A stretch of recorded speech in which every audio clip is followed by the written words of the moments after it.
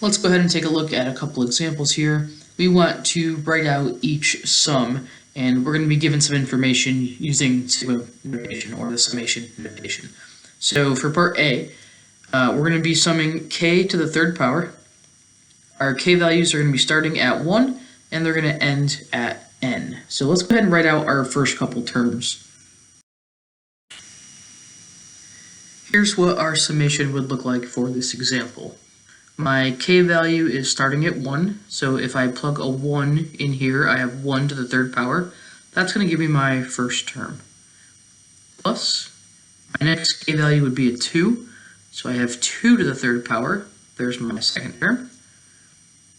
A k value of 3, 3 to the third term, give me my third one.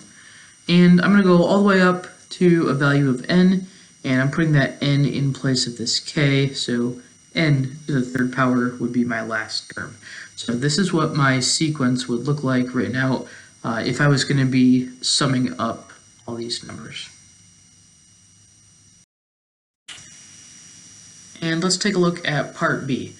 In this one, we're going to be summing 4 over k. We're going to start our k values at 1 and go all the way up to a value of n. When I write out this sum, my first term, using my k value of 1, is going to be 4 over 1. When k is 2, I'm going to get 4 over 2. When k is 3, I'll get 4 thirds. And I'll keep going up until a value of n, so my last term here is going to be 4 over n. So this is what my summation would look like written out. And now let's try one going the other direction.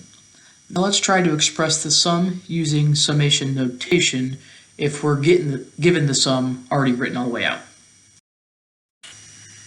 So let's take a look at this sequence of numbers that we're adding together. We have 2 plus 4 plus 6 plus 8, and we're going to go all the way up to our last term here as a 16. And we want to write this using summation notation. So sometimes it's easier to take a look at your numbers and do a little bit of rewriting so that you can start to see a pattern that will actually help you write your sigma notation. So I did a little bit of rewriting here. I rewrote my 2 as 2 times 1, 4 is the same thing as 2 times 2, 6 is the same thing as 2 times 3, etc. And this value here inside my parentheses, my 1, is going to be used for my index or my starting point. So I'm going to be starting at a value of 1, and same idea over here, this 8 that is inside my parentheses is going to be where my summation ends. That number would actually go up on top of my sigma notation. So you're going to notice that my index is going to be starting at a k value of 1, my index is going to end at that k value of 8, and you also notice that when you're looking at these numbers here, they are of the form 2 times k. So now let's go ahead and use all that information to create our summation piece.